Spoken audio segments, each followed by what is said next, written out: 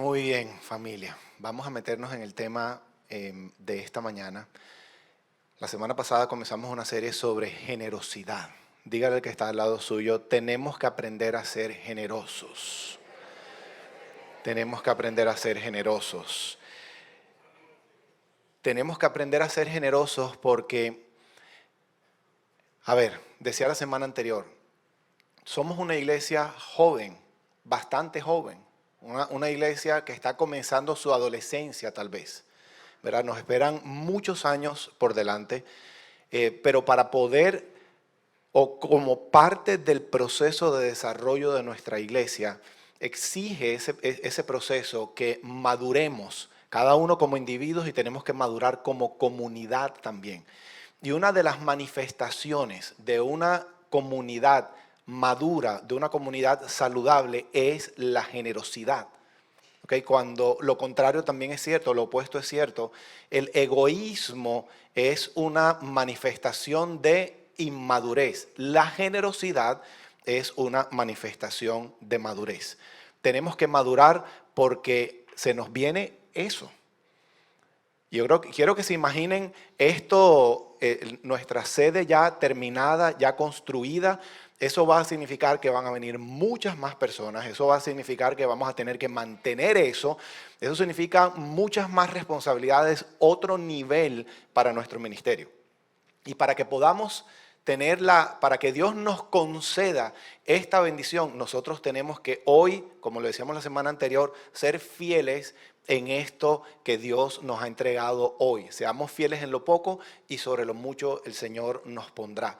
Esta es una oportunidad, este tiempo de diciembre es una oportunidad muy especial, es un mes del año muy particular en donde pudiéramos tomar la decisión cada uno de comenzar a practicar generosidad. Yo les puse una tarea la semana anterior, el domingo pasado, y era que durante esta semana hicieran algo que normalmente no hacen, como por ejemplo notar la necesidad de alguien, poder entregar un abrazo, poder decir gracias, poder celebrar con alguien, poder orar por alguien, comprarle un regalo significativo a alguien, o no un regalo cualquiera, un regalo significativo a alguien que pudieran entregarle ahora en el tiempo de Navidad. ¿Quién hizo algo que normalmente no hace durante esta semana? ¿Cómo se sintieron? No sé si a ustedes les ocurrió, pero nada más de pensar la cara de la persona, cuál pudiera ser su reacción en el momento que vamos a bendecirlo, con lo que sea que lo vamos a bendecir, eso produce gozo aquí adentro. Por eso el Señor dice que es más bienaventurado dar que recibir. Entonces, tenemos que madurar, tenemos que comenzar a practicar generosidad. Definimos generosidad como el hábito de dar o compartir con los demás. El hábito significa, cuando algo es un hábito, es que es algo repetitivo, forma parte de nuestra vida, es algo permanente, no es algo esporádico. Es el hábito de dar o compartir con los demás. Una persona generosa reconoce las necesidades de los demás, está buscando en dónde hay necesidad y va a tratar de satisfacerlas en la medida de sus posibilidades. Entonces, una persona que llega a un sitio, cuando es una persona generosa y está buscando, es un hábito, está buscando en donde hay alguien que esté necesitando algo que él o ella puedan tener y busca proveer a esa necesidad. La persona egoísta va caminando por su vida y puede ver mucha necesidad. ¿Y cuál es su respuesta ante esa necesidad? Ignorar por completo y continuar enfocado en su propio camino de egoísmo. Hay gente que maneja así. Hay gente que maneja, yo no sé si a ustedes les ha ocurrido, están esperando para entrar, viene un carro rápido a 100 metros, 200 metros, y ustedes quieren atravesar la calle y están esperando que el carro pase. Entonces están esperando que pase, y no pone direccionales y cruza por aquí. ¿A quién le molesta eso? Y señalan a la esposa.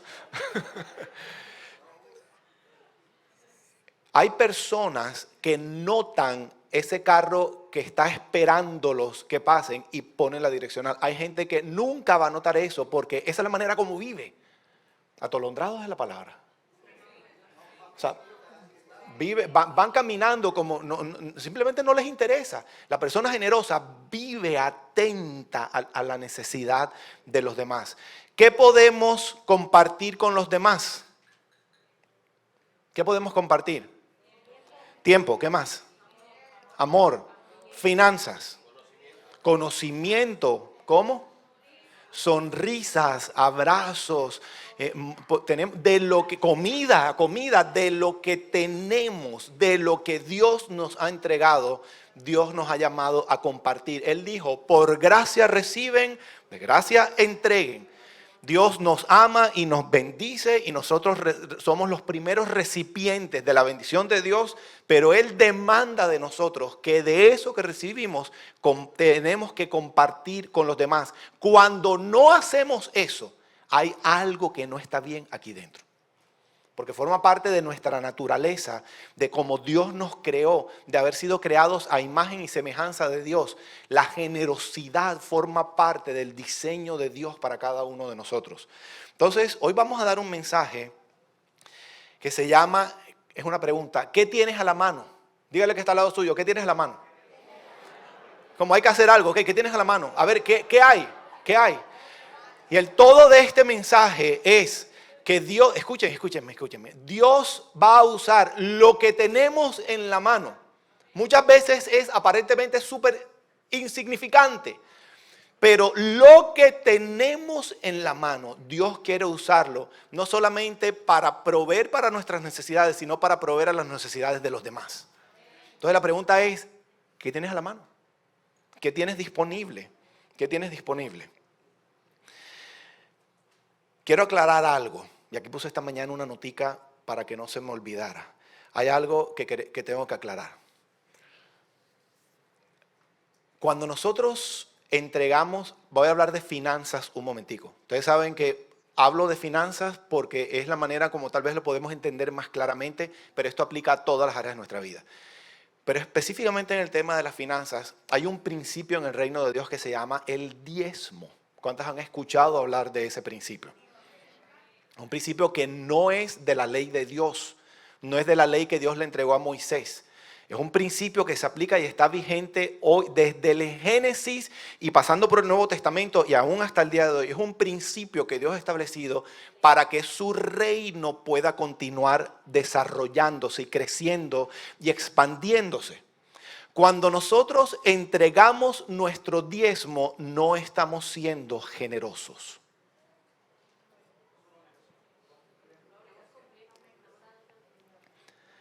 Quiero que piensen esto, cuando nosotros entregamos nuestro diezmo, nosotros no estamos siendo generosos. ¿Por qué? Porque cuando yo entrego mi diezmo en la casa de Dios, ese dinero que yo entregué no me pertenece a mí. La Biblia dice que es de Dios. Yo se lo estoy devolviendo al Señor. ¿Recuerdan la dinámica de los 3 hombres la semana anterior? ¿Quiénes fueron los modelos? Andrés, Gervasio y Luis, ¿verdad? ¿Cuál de los 3 o cuáles de los 3 fueron generosos? ¿Gervasio? ¿Andrés fue generoso? ¿Luis fue generoso? No. Solamente uno fue generoso y fue Luis. Porque ¿a qué se estaba limitando Andrés? Estaba entregando el diezmo, porque le pidieron el 10%. Cuando nosotros entregamos del 90% restante, ahí nosotros comenzamos a practicar generosidad. Tremendo. Fíjense como, por ejemplo, yo me voy para Publix y compro $500 en comida para dárselos a los homeless. Soy súper generoso. De pronto sí, de pronto no. Todo depende. Si me voy y compro $500 con la tarjeta de crédito de Juan Carlos, entonces, ¿estoy siendo generoso? ¿Y él? Tampoco, porque él no sabe lo que yo estoy haciendo con su plata. Si lo hago con mi dinero, entonces ahí sí estoy siendo generoso. Amén. Entonces, ¿Cuántos nunca habían escuchado este tema? Yo creo que voy a tener que enseñar sobre el diezmo en algún momento. ¿A quién le gustaría aprender sobre el principio del diezmo? Levanten la mano. Poquitos, entonces no voy a enseñar. Mentira. Ok, vamos al tema entonces de hoy. ¿Cómo se llama el mensaje de hoy? ¿Qué tienes en la mano? ¿Qué tienes a la mano? ¿Qué tienes disponible? Vamos a Lucas capítulo 9, versículo 10 y voy a leer un pasaje y lo vamos a desmenuzar esta mañana. Lucas capítulo 9, versículos del 10 a 17. Voy a leer la versión de las Américas. Traigan su Biblia siempre a la iglesia, traigan con qué anotar. ¿Cuántos recibieron las notas de este mensaje en el app? Okay, si no tienen la aplicación, bajen la aplicación porque en este momento debieron haber recibido las notas y ahí están los versículos, están los puntos más importantes para que después vayan y procesen. Yo quiero recomendarles este libro, creo que lo hablé de ellos la semana pasada, Una vida de bendición del pastor Robert Morris. Está ahí en la librería. Yo creo, he leído muchos libros sobre generosidad o sobre finanzas en el reino de Dios y tal vez este es el mejor libro que yo he leído sobre este tema. Muy buen libro. Listo, todo el mundo tiene Lucas capítulo 9. Voy a leer desde el versículo 10 y dice así. Y cuando los apóstoles regresaron, dieron cuenta a Jesús de todo lo que habían hecho. Y él, tomándolos consigo, se retiró aparte a una ciudad llamada Betsaida. Préstame atención, el contexto del mensaje. Jesús y los discípulos estaban sirviendo, estaban haciendo milagros, estaban haciendo campañas evangelísticas y de pronto vino la muy mala noticia a Jesús que su primo Juan el Bautista había sido decapitado. Y él quiso apartarse para tener un tiempo solo con Dios. Pero además los versículos anteriores dicen que los discípulos habían sido enviados y estaban trabajando y sirviendo y volvieron donde Jesús. ¿Cómo viene una persona después de estar en una campaña como esta, sirviéndole al Señor día y noche? ¿Cómo vuelve la persona? Cansados. Entonces, cuando los apóstoles regresaron, a eso es lo que se refiere, volvieron y se unieron a Jesús, comenzaron a contarle a él de todo lo que habían hecho. Y él tomándolos consigo se retiró a una parte porque él quería hacer el duelo. Se retiró aparte a una ciudad llamada Betsaida, el versículo 11. Pero la gente se dio cuenta. Cuando ellos se dieron cuenta, siguieron a Jesús. Y Jesús los recibió y comenzó a hablarles del reino de Dios y sanaba a los que tenían necesidad de ser curados. Versículo 12, el día comenzaba a declinar y acercándose los 12 le dijeron a Jesús, despide a la multitud para que vayan a las aldeas y campos de los alrededores y hallen alojamiento y consigan alimentos, porque aquí estamos en un lugar desierto. Pero Jesús les dijo, ustedes les van a dar de comer. Y ellos dijeron, no podemos. No tenemos con qué. No tenemos más que 5 panes y 2 peces, a no ser que vayamos y compremos alimentos para toda esa gente. El problema es que no tenemos con qué comprar porque tú no nos avisaste que ibas a continuar con la campaña y no está en el budget. No está en el presupuesto del ministerio. No hay manera como podamos proveer para las necesidades de la gente. Dice el versículo 14, porque no eran 2 personas. Dice que eran como 5,000 hombres. Y Jesús le dijo a sus discípulos, hagan que se recuesten en grupos como de 50 cada uno. Y así lo hicieron, haciendo recostar a todos. Y tomando los 5 panes y los 2 peces, levantando los ojos al cielo, Jesús los bendijo y los partió y los iba dando a los discípulos para que ellos los sirvieran a la gente. Todos comieron y se saciaron y se recogieron de lo que sobró de los pedazos 12 cestas llenas. ¿Cómo se llama el mensaje de hoy? ¿Qué es lo que tienes a la mano? Muéstrame qué es lo que tienes a la mano. Entonces, todo esto, o sea, Jesús cada vez que hacía algo, era una oportunidad que él tenía muy grande de poder enseñarle a lo que les estaban siguiendo, a aquellos que le estaban siguiendo, a ser un discípulo suyo, un discípulo del reino de Dios. Y el primer gran mensaje que hay en este pasaje es, estamos cansados, hay necesidad, vamos a continuar proveyendo para las necesidades de los demás. El segundo gran mensaje es, los discípulos tenían necesidad y Jesús les iba a enseñar que con lo que tuvieran disponible, las necesidades de ellos y de todos los demás iban a ser suplidas también. Amén. Entonces, ¿cuántas personas había en el grupito que estaba siguiendo a Jesús? ¿Era un retiro para hombres? No. O sea que aparte de los 5,000 hombres, ¿qué más habían? Mujeres y niños. ¿Aproximadamente cuántas personas serían? ¿10,000 personas? No. ¿Por qué más? ¿Cuántos están de acuerdo conmigo que siempre ha habido y siempre habrá más mujeres que siguen a Jesús que hombres? ¿Cuántos sabían eso? Que siempre ha sido así y siempre será así. ¿Ustedes no se habían dado cuenta de eso? Levanten la mano las mujeres que hay hoy aquí. Levanten la mano, gracias. Levanten la mano los hombres que hay aquí. Hay un grupito bastante parejo, pero las mujeres ganan. ¡Gloria a Dios! O sea que esto es casi un milagro. Esto es casi un milagro. ¿Por qué hay más mujeres que siguen a Jesús que hombres? Porque dice la palabra de Dios que la cabeza del hombre es Cristo y la cabeza de la mujer es el hombre. Todos tenemos conflictos con las figuras de autoridad. Todos tenemos problemas con la autoridad. ¿Por qué hay menos hombres que siguen a Cristo? Porque la autoridad del hombre es Cristo. ¿Por qué hay más mujeres que siguen a Cristo? Porque su problema no es con Cristo, es con su hombre. La rebeldía de ustedes, mujeres, no es con Dios. ¿Con quién es? Pues tiene que pedirle perdón a Dios por eso. Y siempre ha sido así.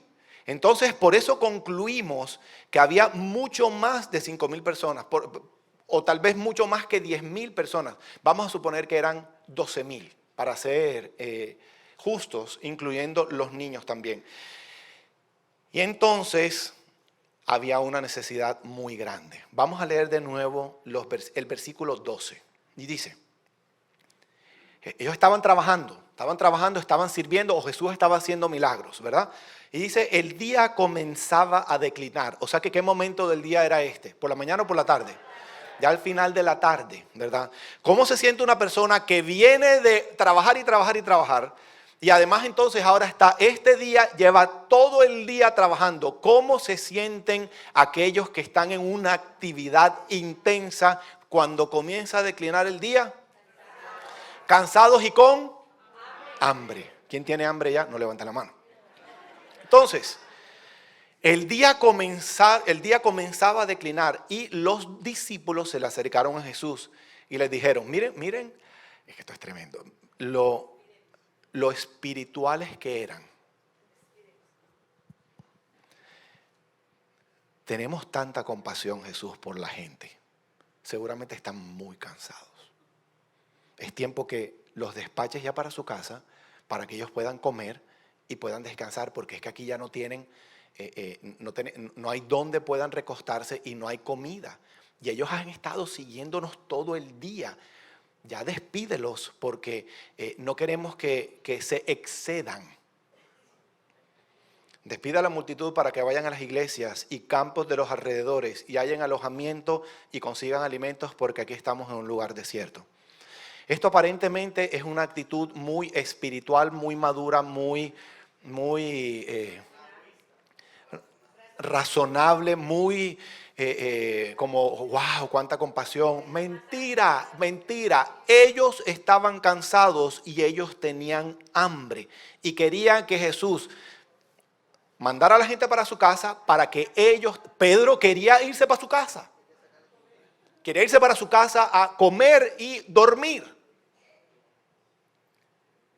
Yo tengo que confesar que hay momentos, sobre todo como terminando el servicio, después que estamos desde el martes todo el día aquí, el miércoles que rematamos hasta muy tarde por la noche sanidad interior, el jueves que está la clase de paternidad, el viernes que estamos trabajando todo el día, el sábado después de las 3 horas de clase, el domingo normalmente termina el servicio y yo solamente tengo un objetivo más. El primero es comer. Y después de comer, irme para la casa. Si usted quiere que algo se pierda, entréguemelo después del servicio del domingo. Se perdió. Y honestamente, hay veces que vienen personas y me preguntan, ¿qué hago? Dentro de mí, mi respuesta no dicha, yo no sé yo por qué estoy diciendo esto, Señor. Esto me hace lucir muy mal, Dios mío. La respuesta no dicha muchas veces es, haz lo que quieras.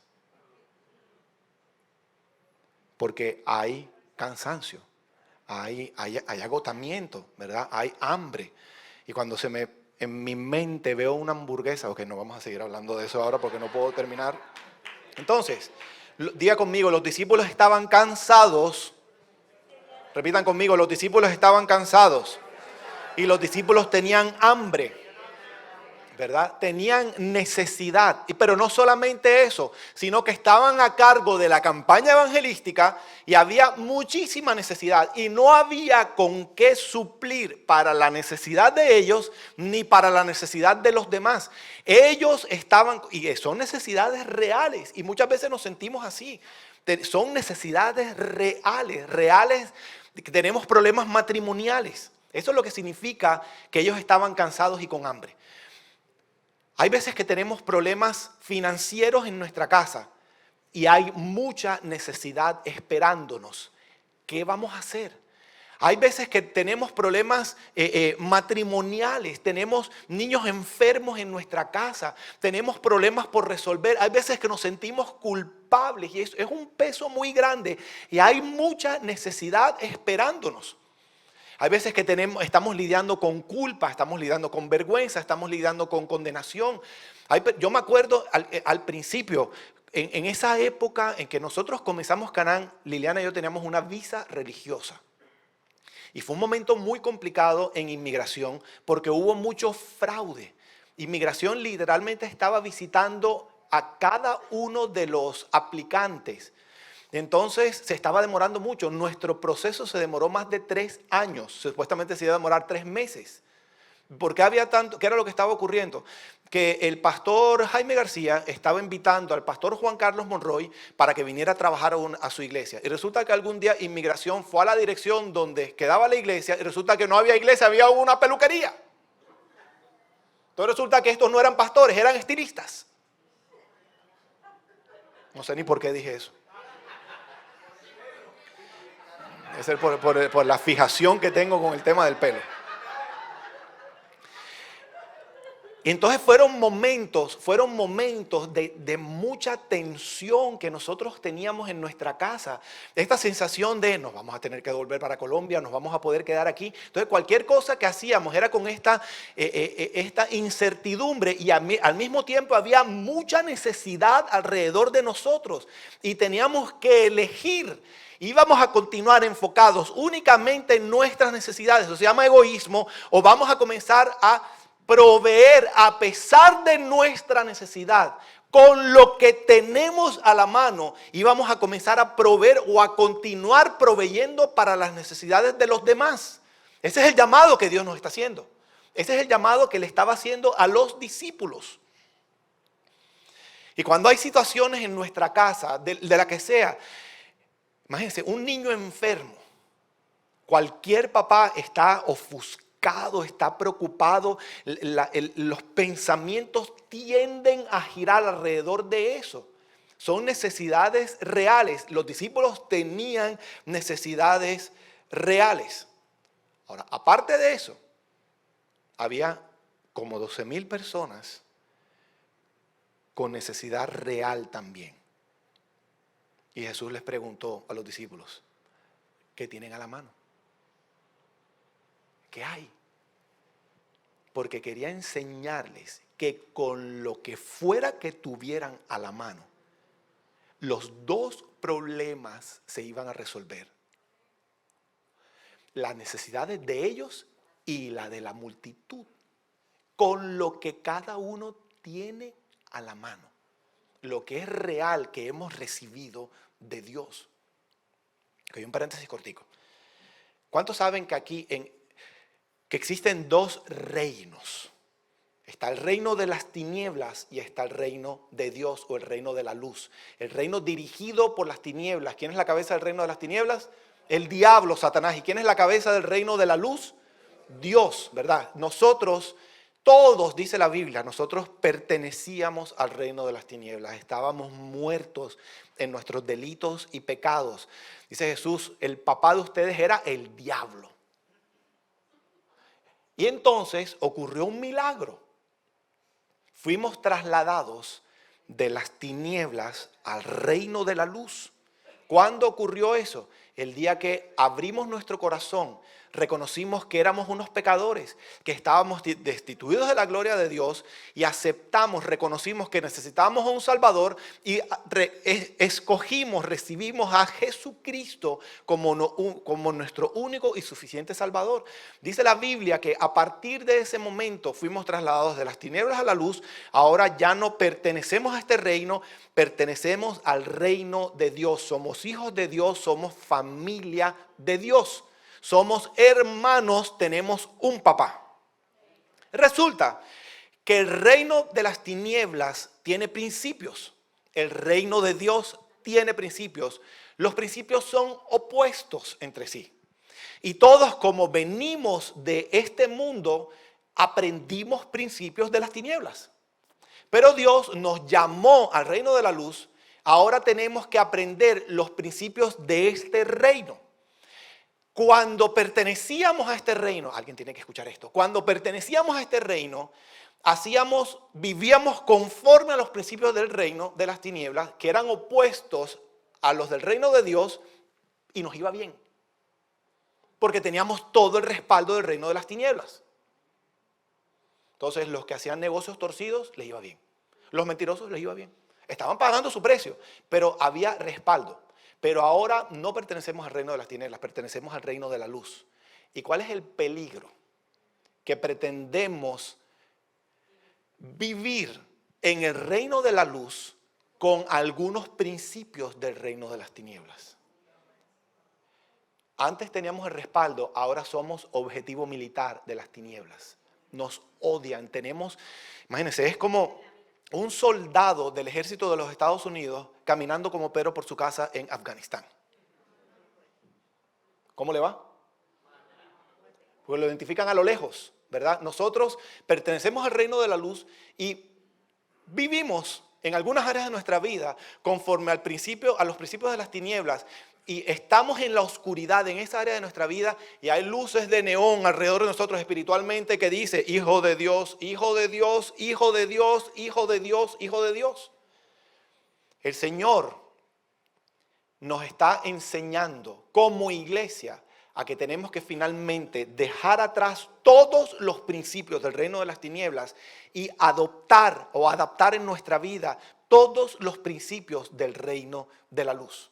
La generosidad forma parte fundamental de los principios, uno de los principios más poderosos que hay en el reino de la luz, en el reino de Dios. Queremos que nuestras necesidades sean satisfechas, tenemos que aprender a ser generosos. ¿Están conmigo? Continuamos con la historia entonces. Entonces, tengo necesidades reales y estoy frente a una encrucijada. ¿Qué voy a hacer? Voy a continuar enfocado entonces única y exclusivamente en mis necesidades. Y hay gente que vive así toda la vida. Toda la vida.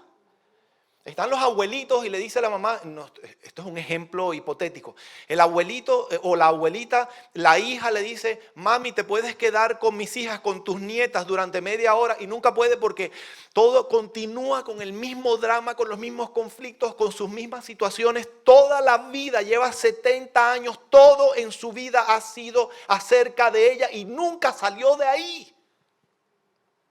Y se está perdiendo de todas las bendiciones de poder disfrutar, por ejemplo, en este caso específico, a sus nietos. Todos vamos a continuar teniendo necesidades, tenemos que entenderlo.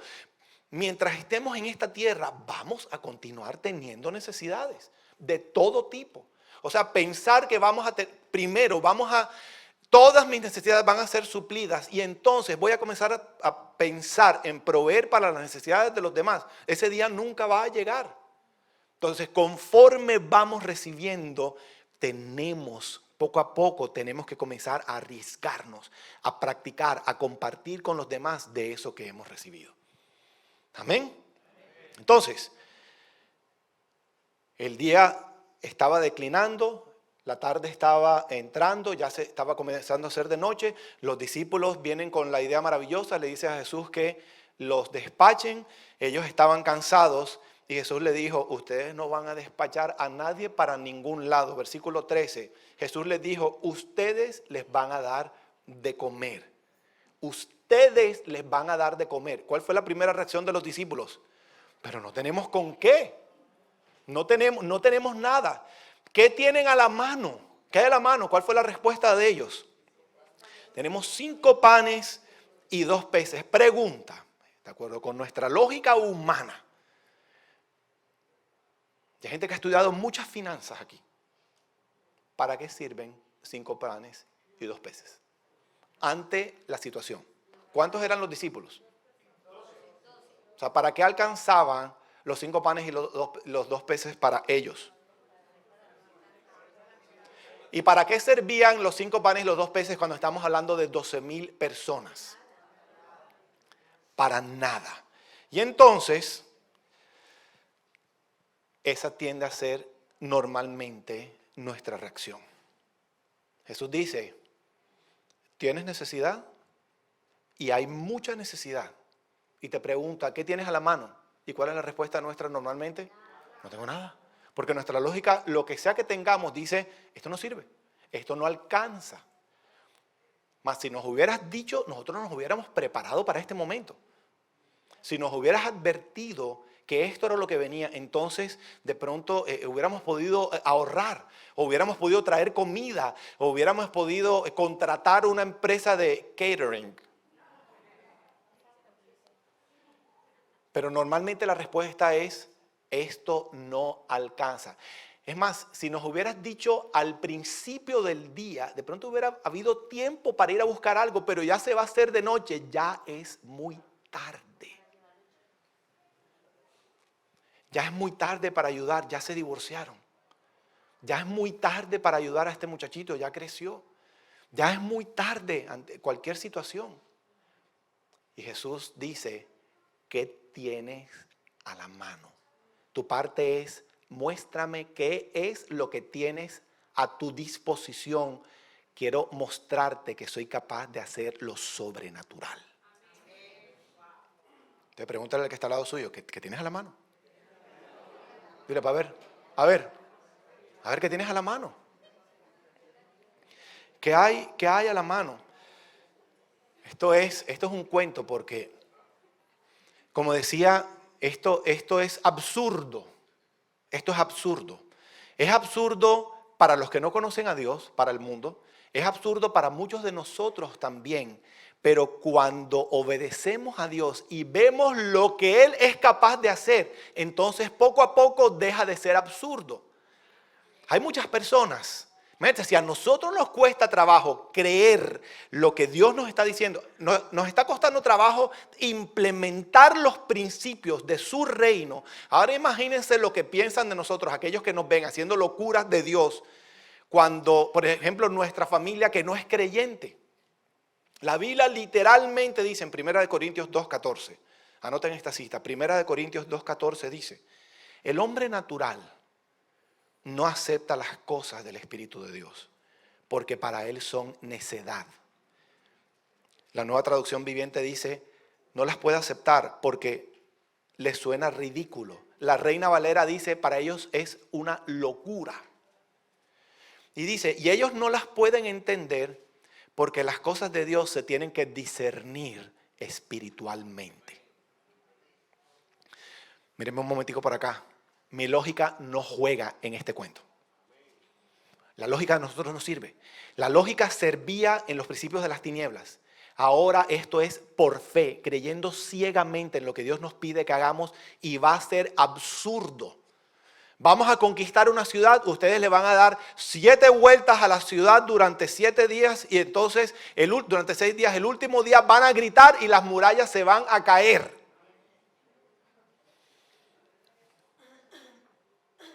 Señor, nos vienen persiguiendo los egipcios, dice Moisés, y tenemos un mar frente a nosotros, vamos a morir. Y Dios le dice a Moisés, ¿qué tienes a la mano? ¿Y qué tenía Moisés en la mano? Una vara, wow. Con lo que tenemos a la mano, Dios hace milagros. Entonces, de nuevo, ¿qué tienes a la mano? ¿Qué estás despreciando? ¿Qué es lo que tienes a la mano que estás despreciando? No hay lógica en este asunto. Yo vengo de una familia, esto es 1 Corintios 2:14, yo vengo de una familia muy académica, en el sentido que desde chiquiticos a todos, del lado de mi papá y del lado de mi mamá, nos entrenaron que para poder prosperar en nuestra vida teníamos que ser muy aplicados, teníamos que ser buenos estudiantes, que teníamos que estudiar. Desde chiquitico yo sabía que yo iba para la universidad y mis hermanas y todos mis primos, todo el mundo. Ese fue el camino que caminó los García, ¿ok? El camino que nos fue trazado a nosotros los García. Y me acuerdo que estábamos en Dunklin y comenzamos a recibir algunas visitas de nuestra familia. No necesariamente mis papás, pero familia extendida, tíos, tías, primos. Y había una constante sensación de molestia de parte de mi familia, hasta que una de mis tías me dijo, pero es que Jaime Alberto, yo no entiendo, porque a mí me dicen Jaime Alberto, yo no entiendo, ¿cómo es posible que tú tengas a tu familia viviendo de la caridad de la gente?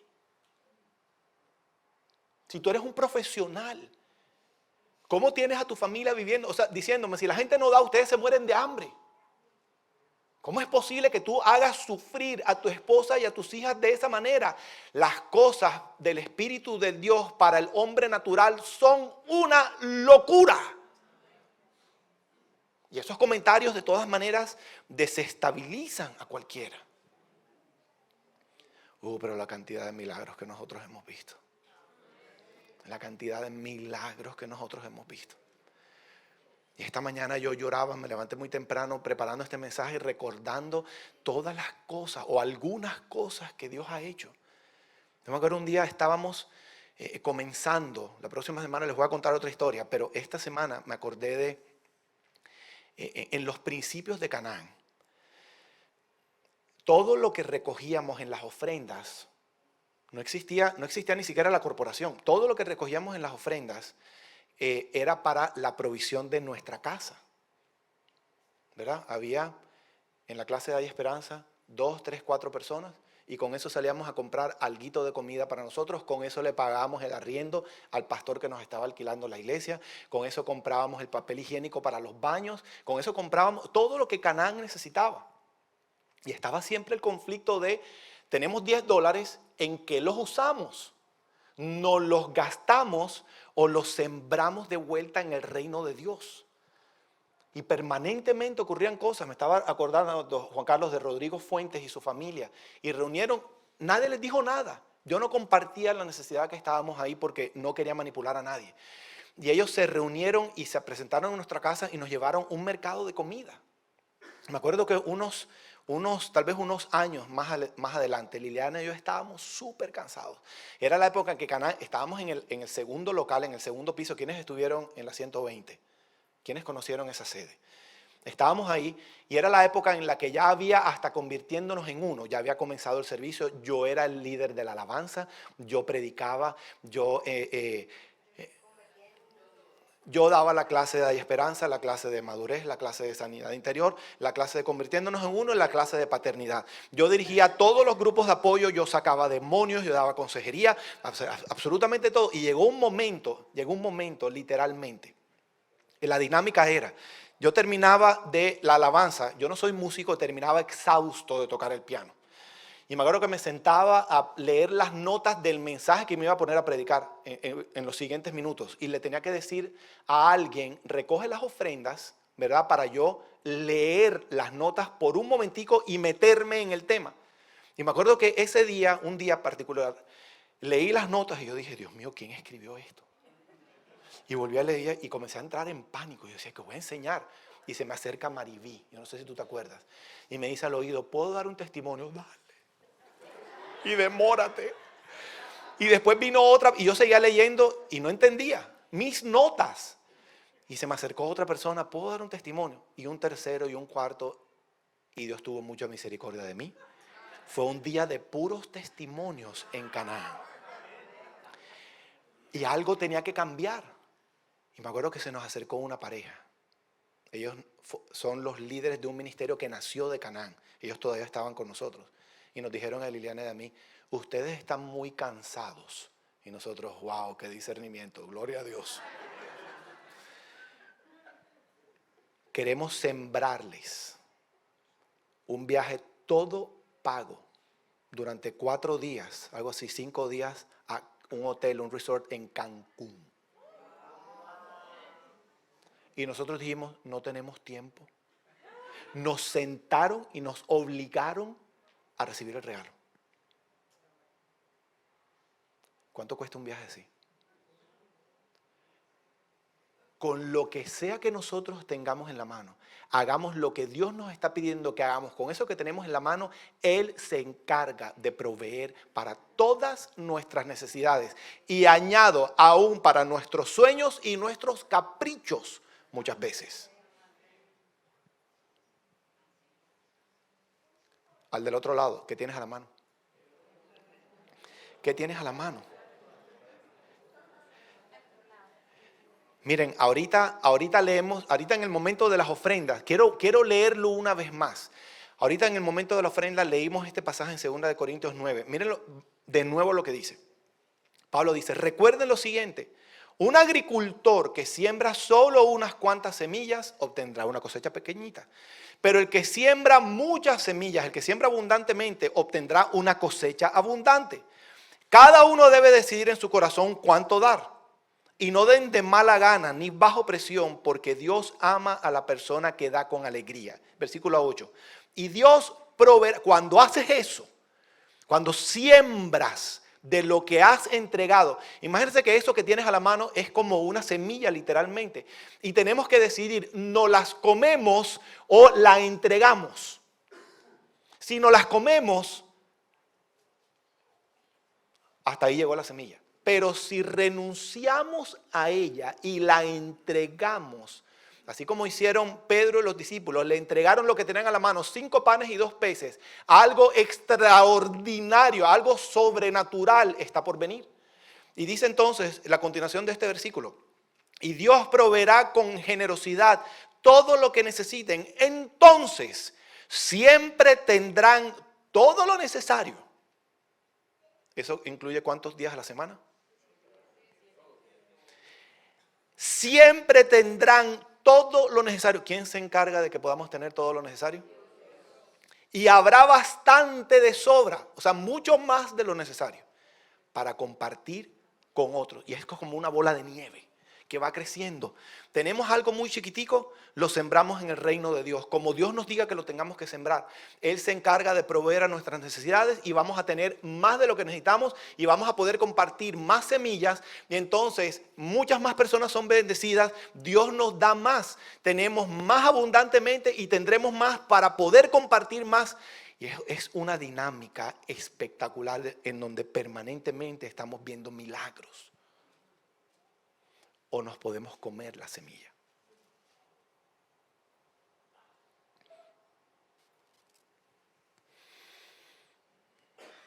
Entonces nosotros tenemos necesidades y le pedimos al Señor, dame la bendición. Yo quiero ver una cosecha en mi vida. Y Dios dice, siembra la semilla. ¿Queremos ver la cosecha? Siembra la semilla. Si no siembro la semilla, no hay cosecha. Ya que llevamos años esperando.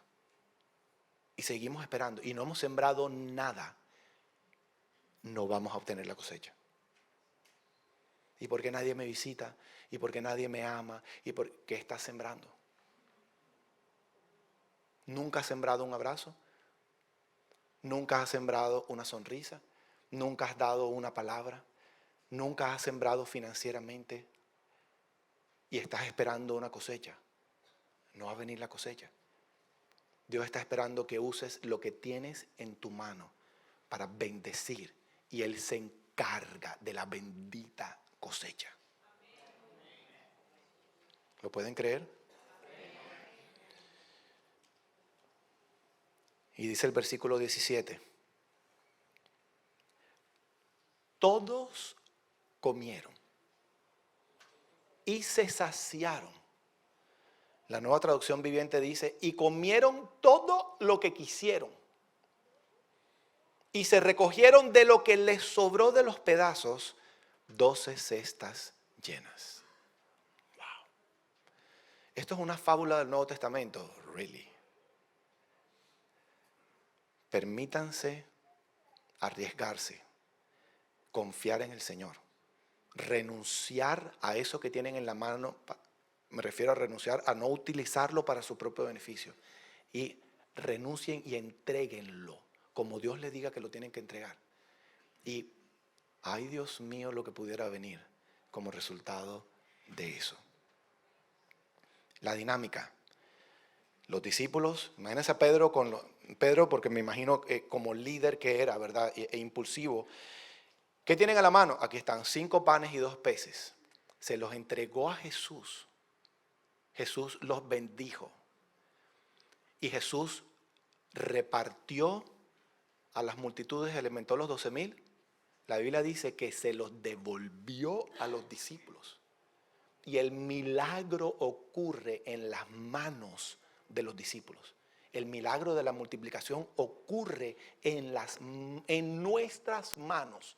Si estamos dispuestos a renunciar a eso que nos queremos comer. Más vale poquito que perder ese poquito. Esa es mentalidad del mundo. Quiero cerrar con esto. Juan capítulo 12, versículo 23. Ya vamos a terminar. Juan 12, 23. Jesús les respondió a los discípulos diciendo, ha llegado la hora para que el Hijo del Hombre sea glorificado. Y les dice, en verdad les digo, que si el grano de trigo no cae en tierra y muere, se queda solo. Pero si muere, produce mucho fruto. Presten atención. Jesús estaba hablando de Él. Él era el grano de trigo. Él tenía que caer en tierra y morir. Si Jesús no moría, no iba a haber cosecha.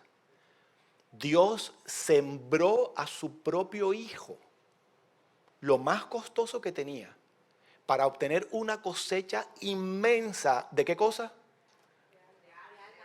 De hijos. Sembró su Hijo y cosechó su Hijo. Cosechó a todos nosotros. Cosechó muchos hijos. Pero si vemos esto también literalmente, lo que dicen las palabras, tenemos un grano de trigo en la mano.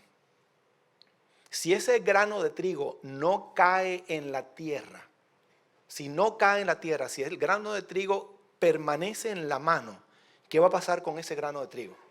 Ahí dice, muere y se queda solo. Seguirá siendo un árbol, una semilla de trigo. Pero si sembramos, sembrar es renunciar por completo a obtener cualquier tipo de beneficio que pudiéramos obtener si nos quedamos con el grano en la mano. Si renunciamos a eso y lo sembramos, ¿qué pasa con el grano de trigo cuando cae en la tierra? ¿Qué pasa con el tiempo? ¿Qué germina?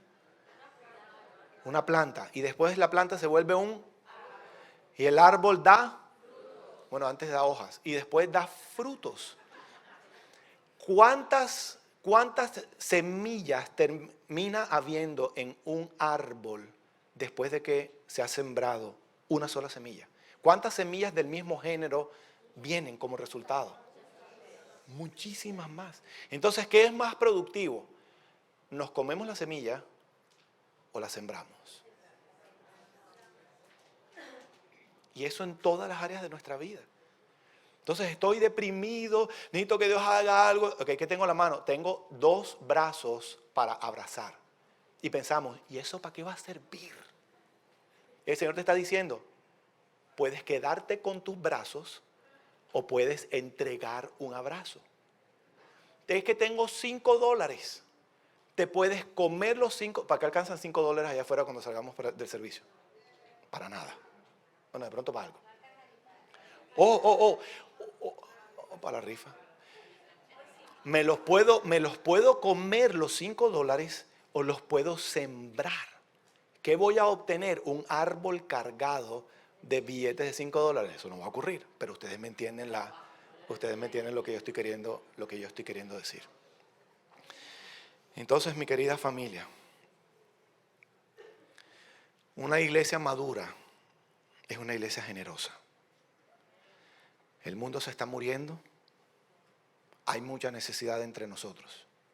Tenemos un tesoro. Tenemos la vida de Dios aquí dentro. Es real lo que el Señor ha hecho en nosotros. ¿Va a ser únicamente para nosotros o vamos a compartirlo con los que están en necesidad?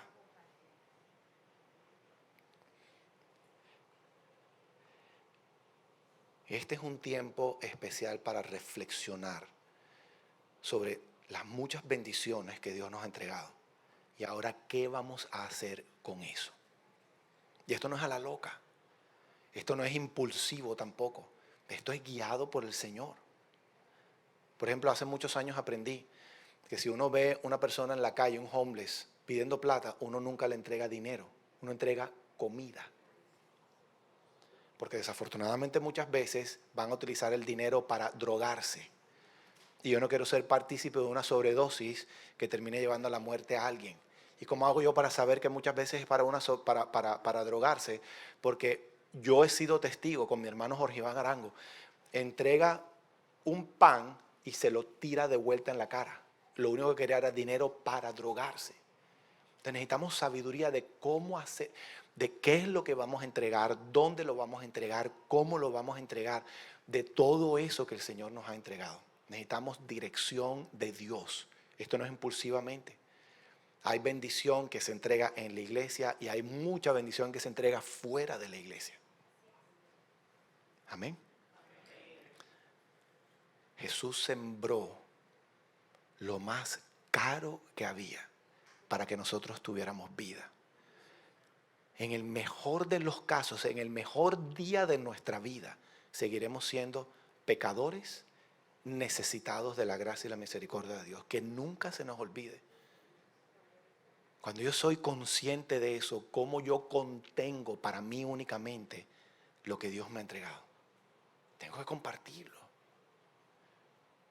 Cuando llegan personas y yo veo reconozco las historias similares a las mías, yo digo, ¿cómo no le voy a compartir? ¿Cómo no voy a dedicar tiempo o hacer un esfuerzo, salirme de mi rutina para proveer a la necesidad de esta familia cuando recuerdo que yo también estuve ahí?